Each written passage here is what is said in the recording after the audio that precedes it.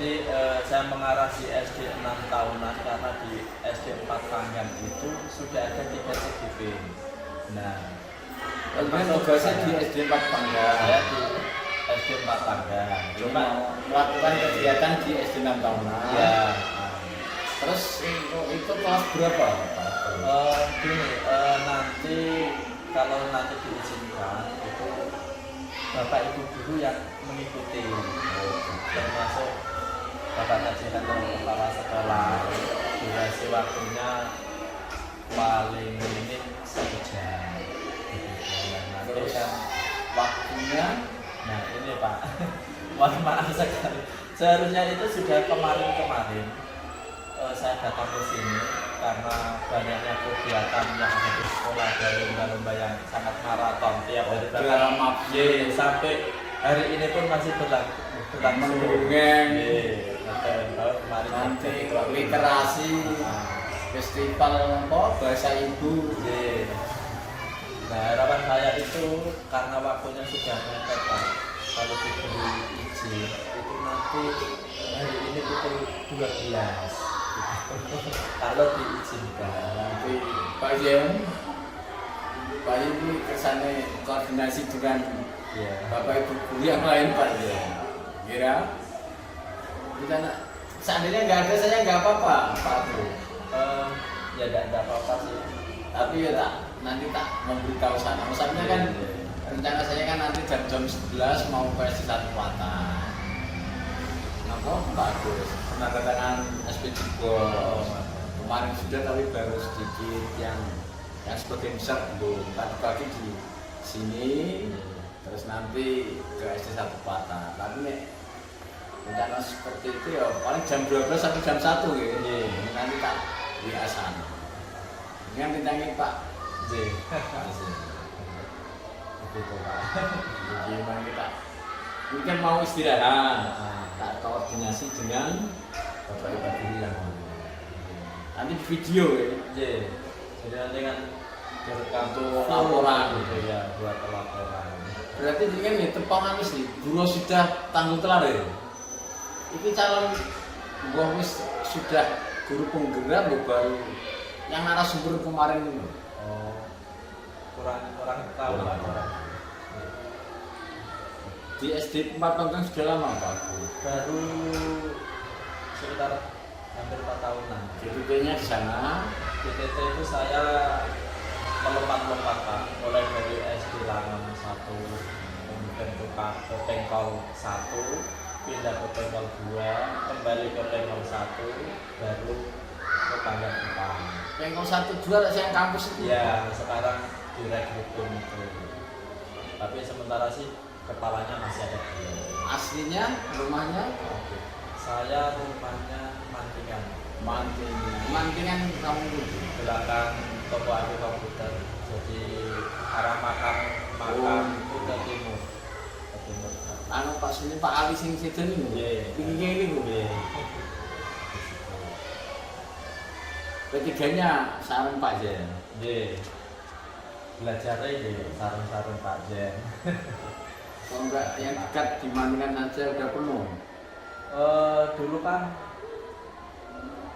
untuk pendaftarannya sesuai dapodik gitu. Maksudnya waktu GTT-nya dulu Pak? Dulu ya kita sudah penuh Pak waktu itu. PGSD-nya dari UT saja. Langsung S1 ya? D2 terus S1. Oh ini MA apa SMA Pak? Dari MA. MA Mugul Mata Winjo.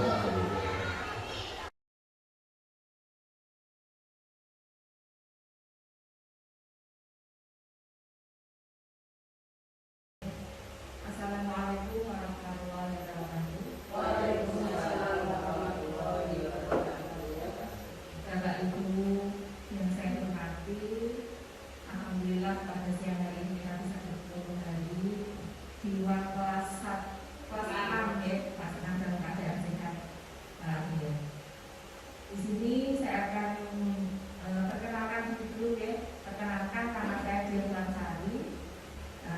Teman dari satu sekolah dari Pak Aris. Di sini saya bertugas sebagai pembawa acara.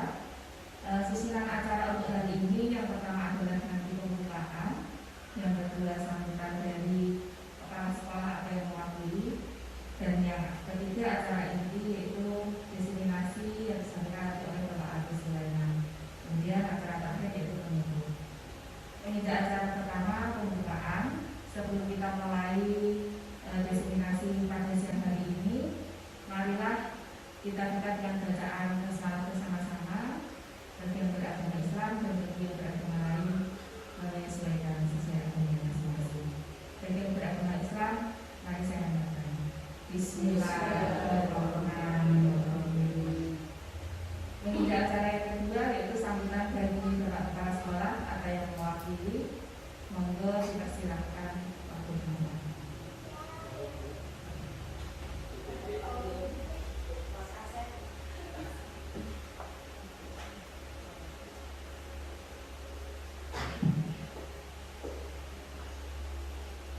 Assalamualaikum warahmatullahi wabarakatuh. Yang terhormat rekan-rekan guru SD Kebataran beserta tenaga pendidikan, yang terhormat pula Mas Sulaiman di sini selaku akan memberikan penjelasan tentang pengembangan budaya positif. Yang kami hormati juga Ibu Diah Wulandari sebagai pembaca. Mari kita bersama-sama memberikan puji syukur kepada Allah Subhanahu wa Ta'ala yang mana di siang hari ini kita bertemu di ruangan ini dalam keadaan sehat walafiat. Tak lupa selawat serta salam kami haturkan kepada junjungan kita Nabi Agung Muhammad Rasulullah Sallallahu Alaihi Wasallam dan kita nantikan sahabatnya di akhir. Bapak Ibu yang kami hormati, di sini Bapak Aris Sulaiman akan memberikan apa Mas? Sosialisasi destinasi, yaitu dalam rangka calon guru penggerak, dan kami mohon kepada yang hadir di sini untuk mengikutinya dengan tertib di Bapak Ibu dari awal sampai selesai sehingga nanti kita semua akan memahami apa itu pengembangan budaya positif dan bisa mengimbas kepada SD kita menjadi pengalaman untuk kita untuk mengembangkan SDN 6 tahunan. Dan selanjutnya saya terima kasih kepada Mas Aris karena sudah memilih di sini. Apabila dalam persediaan tempat dan waktunya mungkin kurang berkenan, mohon maaf yang sebesar-besarnya. Demikian sambutan kami. Akhirnya wassalamualaikum warahmatullahi wabarakatuh. Waalaikumsalam warahmatullahi wabarakatuh.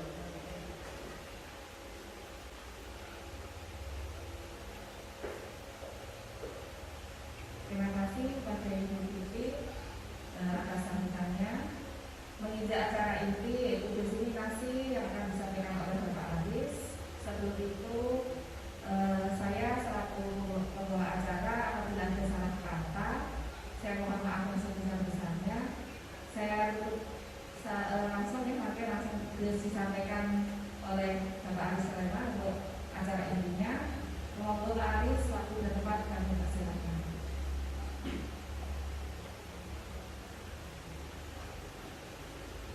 Assalamualaikum warahmatullahi wabarakatuh. Bismillahirrahmanirrahim.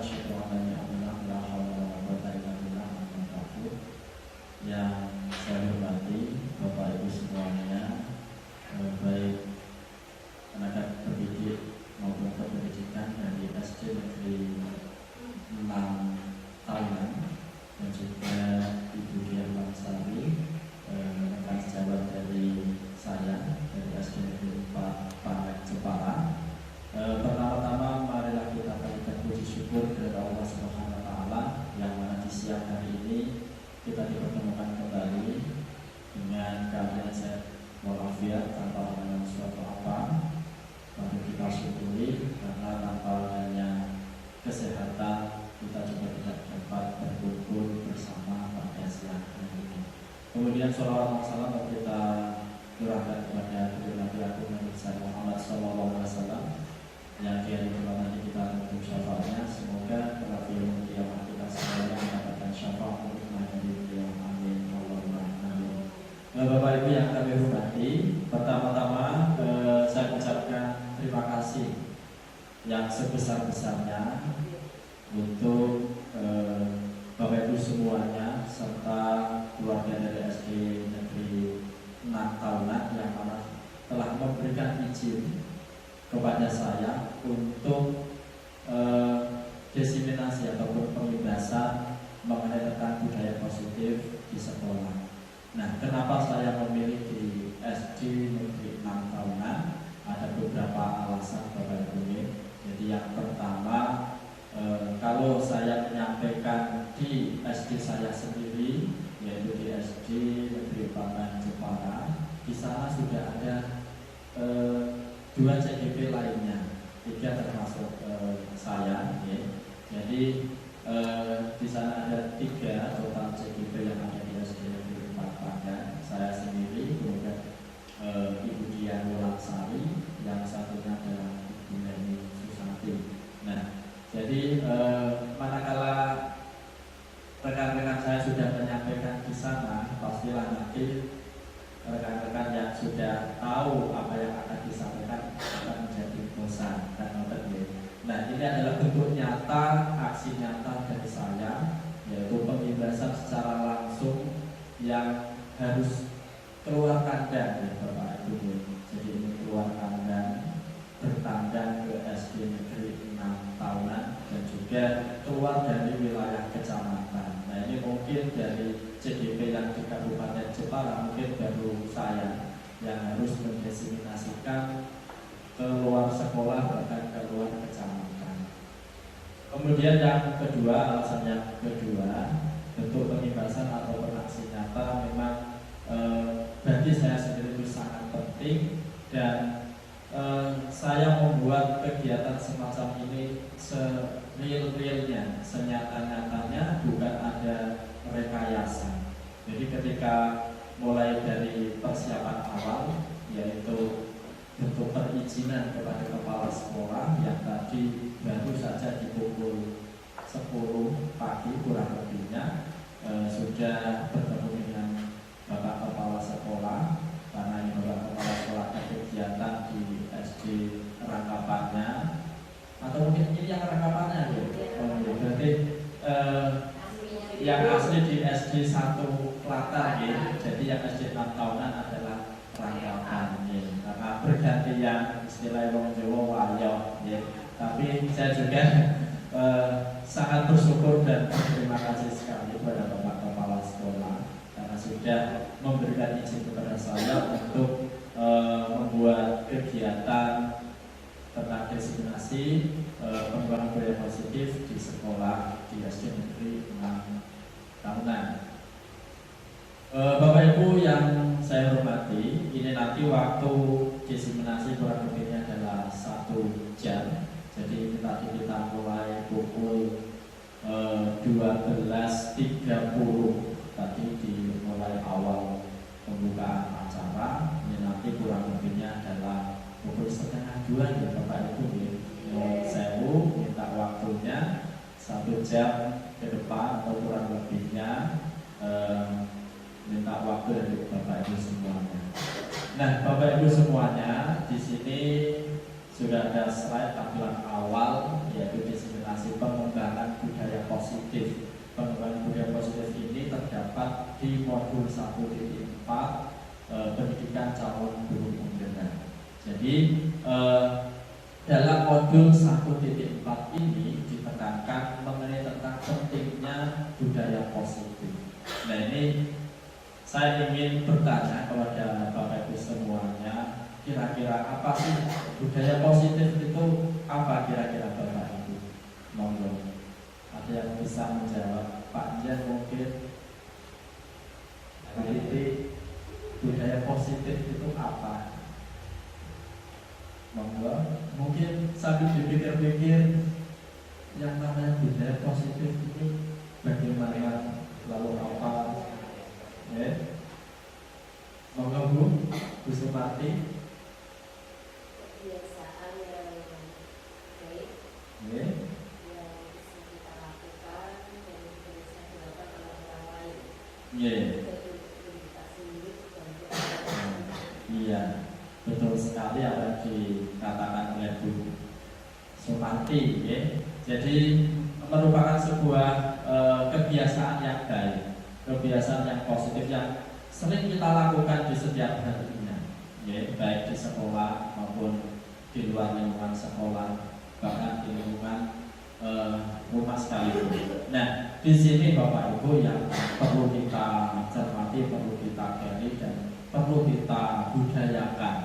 Jadi sebetulnya budaya positif ini sudah kita lakukan secara bersama-sama, ya, bersama dengan para murid-murid juga sudah melakukannya. Tetapi terkadang itu kita tidak tahu bahwa itu adalah mengenai tentang budaya positif. Seperti contoh halnya saja, hal yang terkecil ketika anak-anak masuk ke sekolah, mulai dari gerbang sudah harus bercium tangan dengan bapak ibu guru, mengucapkan salam, itu merupakan termasuk budaya positif.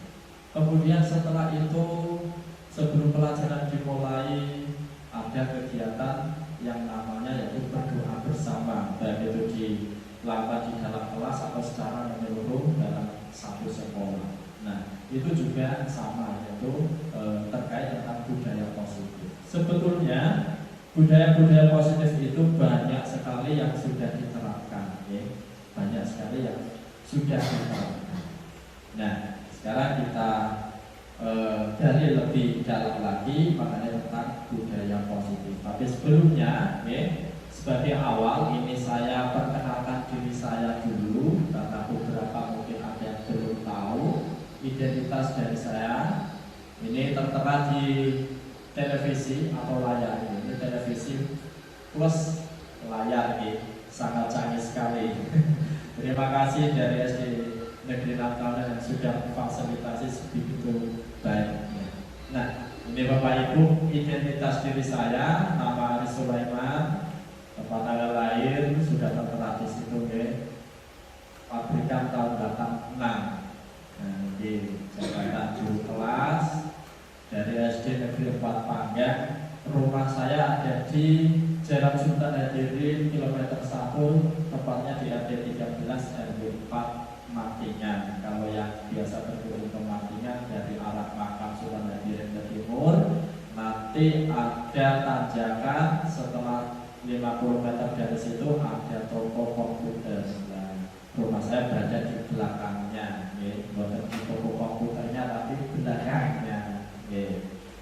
Kemudian nomor HP sudah ada, berikut juga beserta emailnya. Kita lanjutkan. Nah, ini Bapak Ibu tadi sebagai pertanyaan pemantik. Apa itu budaya positif? Budaya positif adalah nilai-nilai, keyakinan, dan kebiasaan di sekolah yang berpihak pada murid, agar murid dapat berkembang menjadi pribadi yang kritis, penuh hormat, dan bertanggung jawab. Sebagaimana yang diutarakan oleh Yayasan Dewantara Bapak Ibu semuanya, bahwa dalam mendidik, yang namanya mendidik itu adalah menuntun, ya, menuntun murid untuk mampu mengembangkan potensinya menjadi pribadi, menjadi manusia yang selamat, mencapai kebahagiaan baik di dunia maupun di akhirat. Itu menurut Yayasan Dewantara. Nah, dari budaya positif ini nanti muaranya adalah pengembangan atau membentuk karakter profil pelajar Pancasila. Ini Bapak Ibu yang kemarin panjenengan semuanya mungkin dari kelas 1 untuk kelas 1 dan kelas 4 serta guru mapel sudah melaksanakan dan juga mengikuti kegiatan PMMG. Nah, itu nanti juga muaranya pembentukan karakter dari profil pelajar Pancasila. Nah, dari sini budaya positif, baik nilai-nilai keyakinan dan kebiasaan-kebiasaan itu nanti disatukan untuk menjadikan sebuah visi, bahkan misi sekolah, ya, bisa dijadikan visi dan misi sekolah. Ini mengenai tentang budaya positif.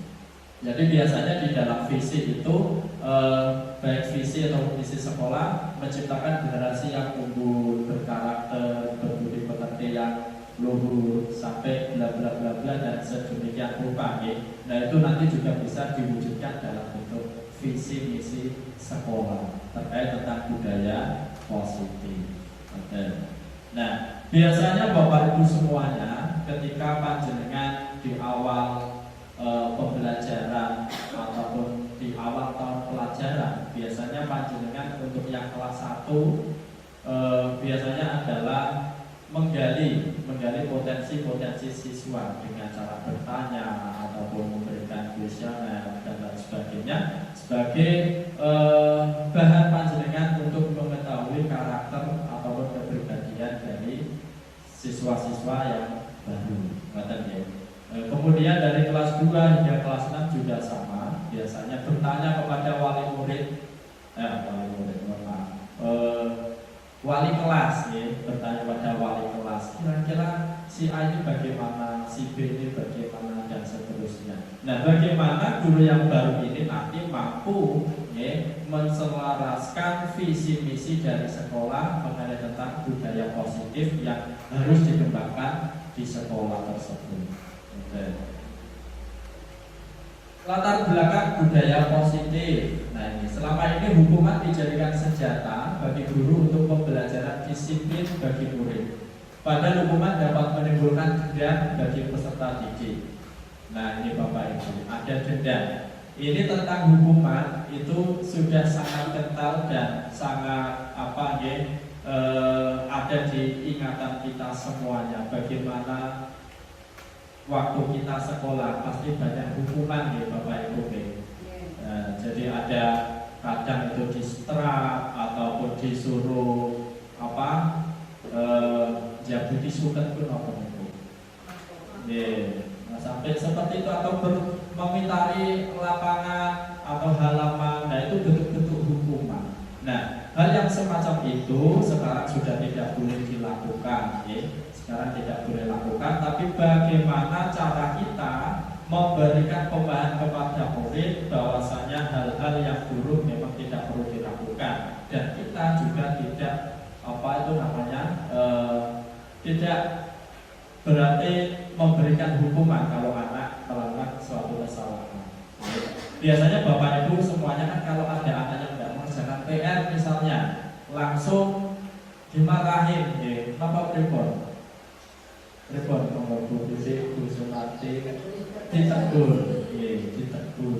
Nah, dalam proses penegurannya itu pun nanti ada caranya ya Bapak Ibu. Bagaimana kita nanti harus bisa menerapkan seperti seorang teman ataukah seorang manajer atau kita sebagai penghukum. Nah, itu nanti kita ada materinya sampai situ.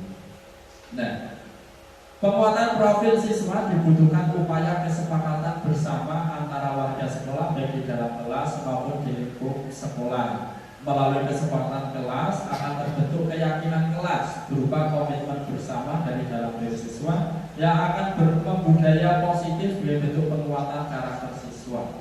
Nah, maksudnya di sini adalah bagaimana sih siswa-siswa kita dalam menaati aturan yang sudah disepakati bersama. Itu namanya kesepakatan kelas. Kadang kita itu membuat aturan tapi memaksa anak. Ngerti ya Bapak Ibu, atau sudah ada kesepakatan tersendiri di kelasnya masing-masing. Biasanya kan kita yang membuat aturan. Nah sekarang kita balik, anak yang membuat aturan. Karena menurut Diajar Dewantara, pendidikan itu harus memerdekakan anak. Jadi pusatnya adalah anak. Kalau dulu pusatnya adalah guru, sekarang dibalik. Kita berpusat kepada anak. Kebutuhan anak adalah yang utama dalam pendidikan. Jadi ketika kita membuat aturan harus melibatkan anak-anak, harus melibatkan anak-anak. Nah, dalam arti gimana? Ketika awal tahun pelajaran, setelah kita membuat beberapa agenda, baik itu pemilihan ketua kelas, kemudian membagi regu tiket dan lain sebagainya, sampai masuk membuat peraturan kelas. Peraturan kelas dan peraturan sekolah beda ya. Kalau peraturan kelas hanya untuk lingkup kelas itu sendiri. Kalau sekolah berarti menyeluruh mulai dari kelas 1 dan kelas 6. Nah, untuk kesepakatan kelas contoh Anak-anak disuruh usul bagaimana dalam membuat aturan itu sesuai kesepakatannya. Jadi anak-anak mungkin datang tidak boleh terlambat Pak. Oh iya, bisa ditempel, dicatat. Kemudian saya usul lagi, kalau pulang sekolah harus tepat waktu, Pak Guru tidak boleh molor-molor mengajarnya. Nah, itu pun juga termasuk kesepakatan kelas. Jadi seperti itu. Kemudian bagi anak yang tidak mengerjakan PR, bentuk hukuman apa yang harus diterima, itu juga ditawarkan kepada anak-anak sebagai bentuk kesepakatan. Jadi intinya dalam membuat tata tertib aturan kelas itu harus melalui kesepakatan kelas, kesepakatan kelas, dan juga ada keyakinan kelas. Nah, keyakinan kelas itu yang bagaimana sih? Keyakinan kelas itu hal yang mampu, kemungkinan yang mampu dilakukan oleh seluruh anggota kelas. Jadi seperti itu bentuk-bentuknya. Jadi bermula dari yang dulu pembentukan aturan-aturan itu harus guru yang membuat aturan tersendiri. Ya memang aturan itu sifatnya mengikat, sifatnya mengikat, memaksa, dan harus ada sanksi. Itu memang betul. Tapi alangkah baiknya ketika aturan-aturan tersebut kita balik, yang membuat adalah anak-anak sendiri. Di situ nanti anak-anak akan memiliki rasa tanggung jawab yang berbeda, yang berbeda ketika guru yang membuat aturan. Wong yang buat aturan itu saya kok, masa saya langgar sendiri? Nah, itu anak-anak akan bisa berpikir kritis seperti itu. Kita lanjutkan. Nah, ini Bapak Ibu membuat kesepakatan kelas. Contoh yang sudah diinput di sini ada anak. Nah, di sini semuanya ini adalah tulisan anak, tulisan anak yang terpapar yang kami sediakan di kelas. Dan ini semuanya adalah sesuai kesepakatan ataupun usulan dari anak-anak nyata apa adanya. Realnya seperti itu. Bagaimana bentuk sanksi, hukuman, aturan, semuanya dituangkan ke sini. Jadi anak-anak aktif dalam membuat suatu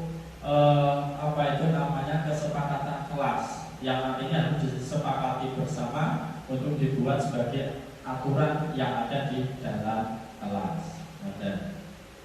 Nah, apakah kelas 1 harus seperti itu? Dimungkinkan dan diharapkan semuanya, Bapak Ibu.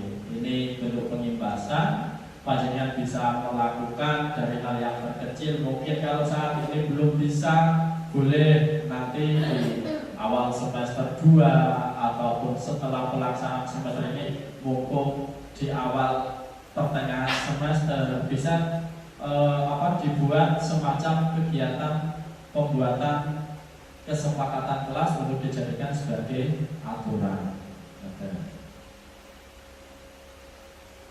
Nah, nilai-nilai kebajikan profil pelajar Pancasila, sebagaimana yang sudah saya sampaikan tadi, muaranya adalah mengarah untuk menjadikan putra-putri kita semuanya itu menjadi karakter yang memiliki profil pelajar Pancasila. Di mana profil pelajar Pancasila di sini terdiri dari 6 tujuan atau profil. Yang pertama adalah beriman, bertakwa pada Tuhan Yang Maha Esa, dan berakhlak mulia. Kemudian yang kedua adalah mandiri, ketiga bernalar kritis, 4 berkebinekaan global, 5 bergotong royong, dan yang terakhir adalah kreatif. Nah, tentunya Bapak Ibu semuanya sudah memahami bentuk-bentuk profil pelajar Pancasila dari 6 ini sudah, saya yakin sudah tahu, sudah hafal, dan sudah memahami. Nah, di sini yang pertama beriman, bertakwa pada Tuhan Yang Maha Esa, dan berakhlak mulia. Nah, ini diharapkan anak-anak menjadi pribadi yang benar-benar memiliki dan meyakini adanya Tuhan. Walaupun kita tidak bisa memaksakan suatu kehendak kita sendiri untuk menjadikan anak tersebut harus beriman ataupun masuk ke agama tertentu, tidak. Itu sesuai pilihan masing-masing dari anak-anak tersebut. Paling tidak mereka memiliki keyakinan bahwa Tuhan itu ada. Beriman kepada Tuhan yang Maha Esa. Selain itu contoh yang lainnya, ketika anak-anak ini kita biasakan untuk apa tadi di awal adalah budaya positif, itu tadi ada berdoa di awal pelajaran, berdoa itu termasuk sudah kategori beriman bertakwa kepada Tuhan yang Maha Esa.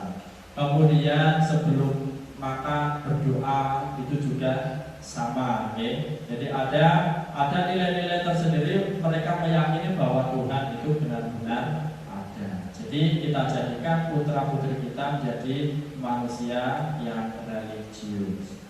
Kemudian yang kedua, mandiri. Mandiri berarti anak itu mampu mengembangkan dirinya sendiri, bisa berprestasi, bisa melakukan hal-hal yang tentunya mungkin dikira orang lain tidak bisa melakukan, tetapi dia mampu melakukan dengan cara mandiri tanpa harus meminta bantuan. Nah, ini yang diharapkan murid-murid kita nanti harus mampu mandiri. Kemudian bernalar kritis. Ketiga ini bernalar kritis berarti anak-anak ini mampu memiliki kemampuan yang memecahkan suatu masalah. Jadi ketika menghadapi suatu masalah, anak-anak ini mampu menghadirkan solusi untuk dirinya sendiri. Katakanlah seperti ini. Ketika ada anak yang tidak mengerjakan PR, tentunya guru tersebut akan menegurnya. Nah, ketika menegur pasti ditanya kenapa tidak membuat PR, gitu. Nah, ini anak yang ditanya pastinya akan berpikir, memiliki alasan sendiri. Jadi alasannya anak-anak terkadang ya memang macam-macam yang namanya anak ini. Ada yang tidurnya kesiangan karena kecapean dari siang hari bermain terus. Tetapi dari hal tersebut, anak-anak disuruh untuk mencari, menghadirkan solusi untuk dirinya sendiri. Ini ada kaitannya nanti dengan proses restitusi. Jadi ketika anak-anak sudah tahu kalau saya malam itu tidurnya terlalu cepat, gasik karena kecapean, berarti saya itu ketika bermain tidak perlu begitu capek dan lain sebagainya. Nah, itu anak-anak sudah memiliki solusi untuk dirinya sendiri, bagaimana ketika dia tidak bisa mengerjakan PR di malam hari karena sudah ngantuk, sudah capek, lelah dan sebagainya, dia memiliki solusi. Kalau permasalahannya adalah belum memahami materi, katakanlah begitu, berarti anak tersebut menghadirkan solusi seperti halnya bisa mungkin belajar, meningkatkan belajar. Nah, itu adalah bentuk-bentuk bernalar kritis, mampu menghadirkan solusi untuk permasalahannya sendiri. Kemudian berkebinekaan global. Yang namanya berkebinekaan global artinya tidak satu arah saja. Dari seluruh budaya-budaya yang ada saling menghormati, saling menghormati, saling gotong royong. Ini ada kaitannya juga berkebinekaan global. Jadi yang namanya Indonesia ini kaya akan ragam budaya. Tentunya kita harus mampu menghormati budaya satu sama lain. Kemudian yang kelima, bergotong royong. Ini kaitannya juga ada kebinekaan juga, bergotong royong. Mampu bersinergi dengan siapapun juga, bersinergi siapapun juga. Tidak hanya satu dua anak, tetapi mungkin dengan kakak kelas, adik kelas, bahkan dengan guru sekalipun, orang tua dan tempat bermainnya, mereka mampu bersinergi, mampu istilahnya itu dia hidupnya itu tidak sendiri, tidak punya teman terus tidak, tapi mampu menghadirkan dan memiliki teman yang lebih banyak lagi. Dengan cara apa?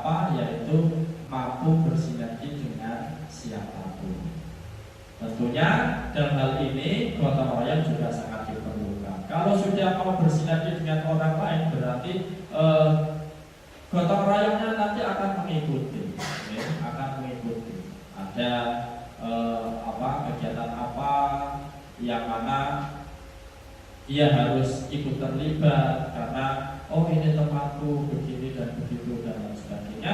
Akhirnya tergerak hatinya untuk bisa ataupun mau bergotong royong. Kemudian yang keenam, kreatif. Nah ini kreatif, anak-anak diharapkan mampu menciptakan hal-hal yang baru, bereksperimen ataupun berprestasi, itu juga kreatif. Nah dari 6 komponen yang ada inilah profil pelajar Pancasila yang harus kita tanamkan kepada putra-putri kita di sekolah. Kita lanjutkan lagi. Nah, sekarang terkait tentang posisi kontrol mengenai tentang hukuman. Ini kaitannya masih sama, yaitu budaya positif, ya. Nah, terkadang kita, mohon maaf ini, posisi kita itu ada di nomor 1, ya, Bapak Ibu, ya.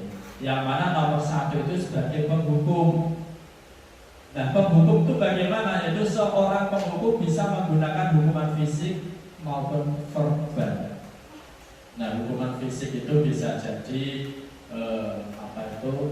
memberikan hukuman pada anak, misalnya mencabut di buku dan tidak mengerjakan PR, telat berangkat ke sekolah, disuruh berdiri di luar kelas, ya, dan lain sebagainya. Nah itu terkadang, ya, terkadang kita itu sebagai penghukum. Anak-anak tidak membuat PR juga sama, ya. Kemudian yang kedua, membuat orang merasa bersalah. Biasanya guru akan bersuara lebih lembut. Mengapa lebih lembut? Karena untuk menyentuh hati dari anak tersebut ketika membuat kesalahan. Nanti ada contohnya bagaimana bentuk kalimat yang halus, yang baik, yang harus diutarakan pada anak ketika anak melakukan suatu kesalahan, supaya dirinya itu menjadi seseorang yang memang betul-betul bersalah. Kemudian yang ketiga adalah teman. Guru pada posisi ini tidak akan menyakiti murid, namun akan tetap berupaya mengontrol murid melalui persuasi. Artinya bisa juga ini ketika bercengkerama dengan anak-anak lebih dekat lagi, serasa teman, lebih dekat lagi, bukan berarti satu level dengan teman, tidak. Tetap kita jaga yang namanya guru harus lebih dihormati. Kemudian yang keempat, monitor atau pemantau. Monitor berarti mengawasi ketika anak-anak di gerbang mau masuk ke sekolah, panjenengan mengawasi. Loh, si A kok kaos kakinya putih dan hitam. Nah, itu berarti panjenengan sebagai pengawas ataupun pengontrol. Kemudian memanggilnya, ditanya bla bla bla bla dan seterusnya. Kemudian yang kelima yaitu manajer.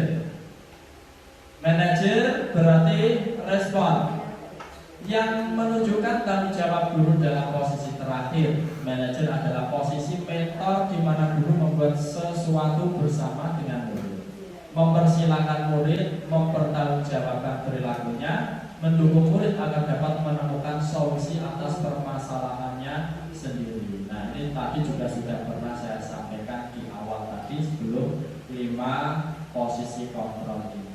Nah, sebaiknya bagaimana Bapak Ibu? Ada 5 tingkatan posisi kontrol untuk kita sebagai guru dalam mewujudkan anak-anak untuk mendukung budaya positif. Kira-kira yang nomor berapa? 1, 2, 3, 4, 5. Yang bagus yang mana Bapak Ibu? 3, 4, 5. Iya. Jadi tingkatan ini sudah menyesuaikan urutannya, ya. Jadi yang pertama itu penghukum berarti tingkatan paling bawah. Kemudian disusul membuat orang merasa bersalah. Kemudian teman, dan yang terakhir adalah manajer. Diharapkan panjenengan semuanya nanti mampu menjadi seorang manajer bagi anak-anak kita. Ya. Jadi kita menunjukkan respon yang sangat ramah, ya. Ramah terhadap anak. Bagaimana anak melakukan suatu kesalahan bukan berarti malah dimanja, bukan, ya. Akan tetapi kita memberikan hal-hal yang positif, memberikan penguatan-penguatan yang positif terhadap anak tersebut supaya anak-anak itu memang memiliki rasa bersalah, memiliki penyesalan ya, atas perbuatan yang telah dilakukan dan bisa menghadirkan solusi sendiri untuk mampu memperbaiki kesalahan-kesalahan yang sudah dilakukannya. Nah ini, jadi kita posisinya adalah yang tertinggi harus sebagai manajer. Nah ini 5 posisi kontrol untuk motivasi identitas gagal. Di sini Bapak Ibu kontrol dari luar identitas gagal itu. Yang pertama adalah posisinya adalah penghukum tadi, yang ini. Nah tadi kan yang nomor 1. Kemudian membuat orang bersalah, itu urutan nomor 2. Nah, bagaimana seorang guru pada posisi seperti itu? Biasanya kalau penghukum itu sudah ada uraiannya, guru berbuat apa, yaitu menghardik, menunjuk-nunjuk, menyakiti dan menyindir. Jadi ini agak lebih ekstrim, ya. Jadi anak bukan malah mematuhi aturannya, tapi mungkin kalau patuh itu karena takut, bukan karena kesadaran. Kemudian membuat orang merasa bersalah, yaitu berceramah dan mengatakan seharusnya atau ibu kecewa. Seharusnya kamu itu rajin belajar, bukan malas bermain, bukan malah banyak bermain. Kemudian ibu kecewa atau bapak guru kecewa atas sikap yang telah anak-anak lakukan, karena itu semuanya tidak baik. Ya, jadi perkataannya lebih halus untuk membuat orang merasa bersalah.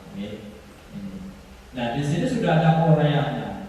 Kemudian di bawahnya itu, kalau kamu tidak melakukannya, awas ya, rasakan. Nah itu biasanya sebagai penghukum. Nadanya tinggi sambil menunjuk-nunjuk. Nah, untuk yang membuat orang bersalah di sini, kamu seharusnya sudah tahu ibu lelah sekali mengatakannya, ibu stres. Nah, agak lebih lembut ya kalimatnya daripada kalimatnya kasar seperti posisi penghukum. Hasilnya di situ sudah ada di sini, ya. Ketika menjadi posisi kita sebagai penghukum, membuat orang bersalah, teman, pemantau hingga manajer, panjenengan bisa mersani sendiri di sini. Kemudian kita langsung ke manajer saja. Nah ini biasanya yang dilakukan guru adalah mengajukan pertanyaan-pertanyaan. Contoh halnya, anak-anak ada yang rambutnya disemir, disemir. Mungkin kita mengajukan pertanyaan bisa seperti ini. Apa yang kita yakini? Apa yang bisa kau kerjakan untuk memperbaiki masalah ini? Berarti anak-anak diberikan pertanyaan itu untuk berpikir, bernalar kritis, memecahkan masalahnya, memecahkan masalahnya. Terus otomatis dari kalimat ini dia tahu kesalahannya. Kesalahan saya itu adalah rambut saya semir. Nah itu. Padahal dalam membuat keyakinan kelas tidak boleh rambut itu semiran, kan begitu. Seumpamanya seperti itu. Jadi di dalam ini hasilnya adalah memberikan penguatan Bapak Ibu untuk posisi kontrol dari manajer, penguatan pribadi murid. Nah ini ada menguatkan pribadi. Nah di sini diharapkan dari 5 posisi kontrol tadi sudah saya sampaikan, kita harus mencapai ke level manajer, yaitu menghadirkan suatu kegiatan ketika anak memiliki suatu masalah tidak serta-merta kita itu menghardik, mengata-ngatai, memberikan hukuman yang secara fisik ataupun verbal, tidak. Tapi kita harus menggalinya terlebih dahulu, mencari tahu terlebih dahulu, melalui mengajukan pertanyaan-pertanyaan, dan anak-anak mengajukan solusi-solusi sendiri untuk dirinya sendiri. Kemudian berikutnya,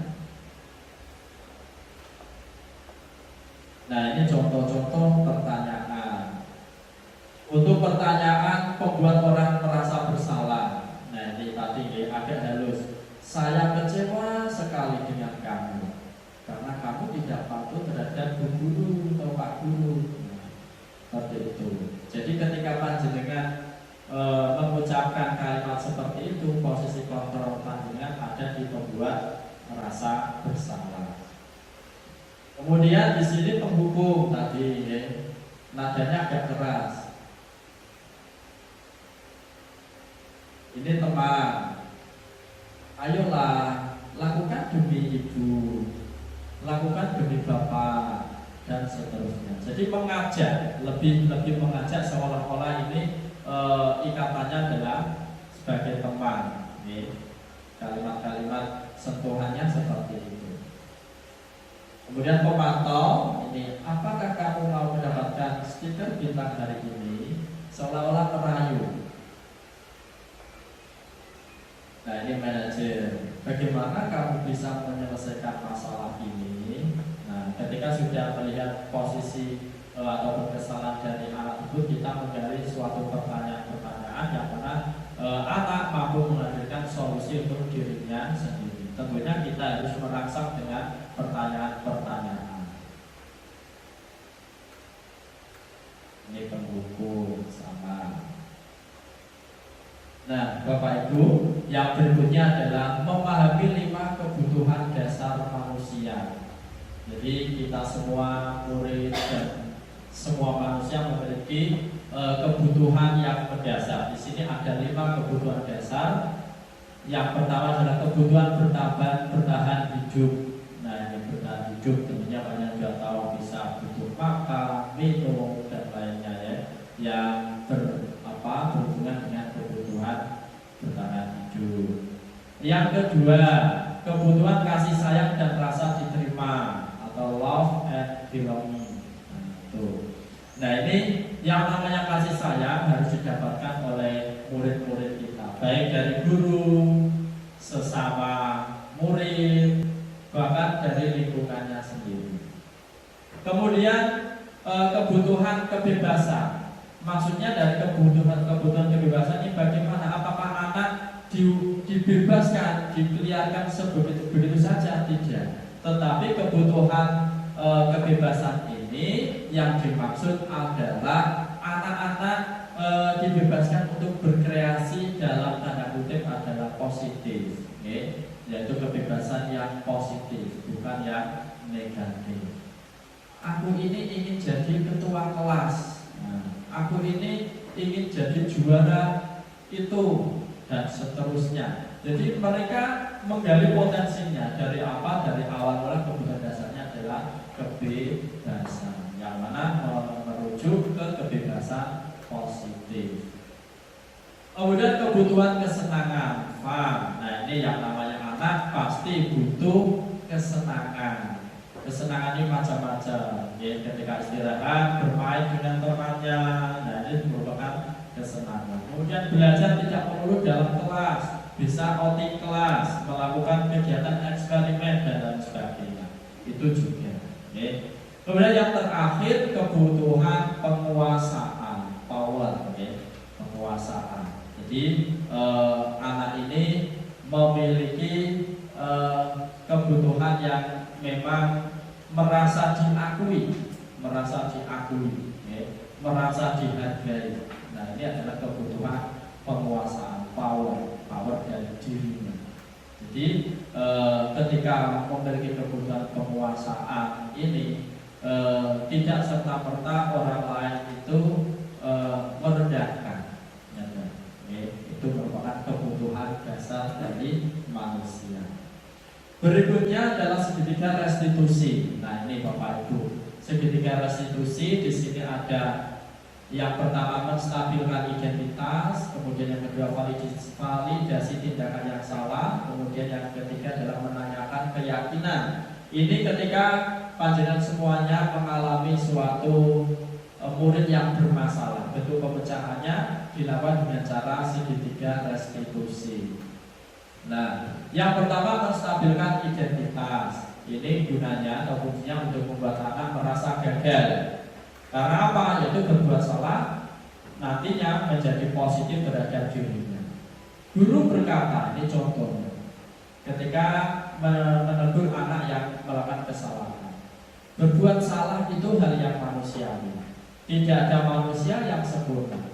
Bapak Ibu juga pernah berbuat salah. Kita pasti bisa menyelesaikan permasalahan ini.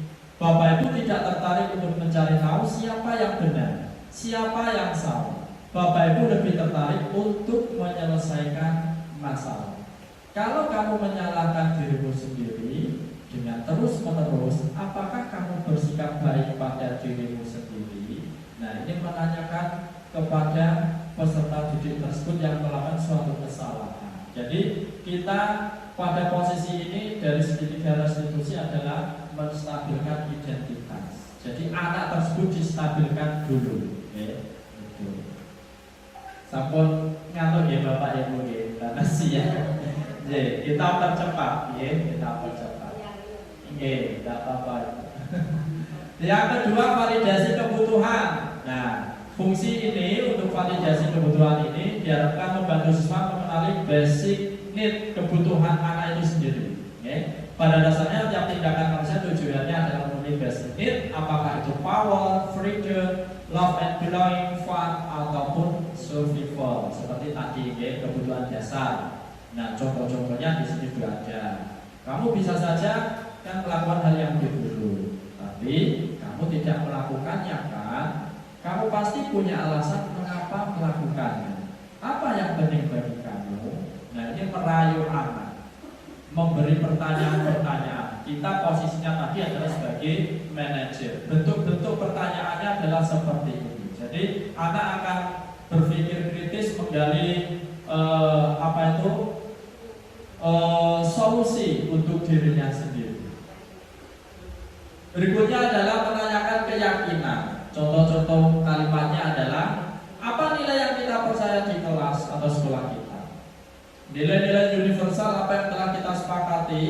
Nah, di awal pembelajaran mungkin tadi sudah saya uraikan bahwasanya di awal pembelajaran awal tahun kita membuat kesepakatan kelas yang dijadikan acuan untuk aturan kelas yang harus ditaati oleh seluruh warga kelas.